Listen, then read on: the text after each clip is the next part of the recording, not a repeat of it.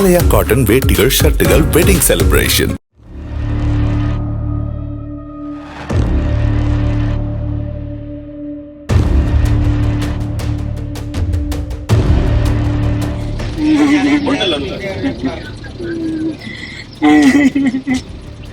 திருப்பத்தூர் மாவட்டம் காசிநாயக்கன்பட்டியில் சொத்து கிடைக்காத வெறியில் தாயின் தலையில் இரும்பு ராடால் பலமாக தாக்கி கொலை செய்த மகன் வெற்றி செல்வனை போலீசார் தேடி வருகின்றனர்.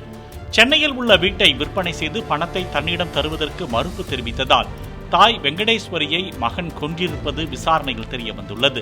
இதேபோல் கடந்த 2023ஆம் ஆண்டு அன்று சொத்து தகராறு காரணமாக தந்தை ஆதிமூலத்தையும் கத்திரிக்கோளால் 20 இடங்களில் குத்தி வெற்றி செல்வன் கொல்ல முயன்றதாக கூறப்படுகிறது. ஆலயா காட்டன் வேட்டிகள் ஷர்ட்டுகள் வெட்டிங் செலிப்ரேஷன்.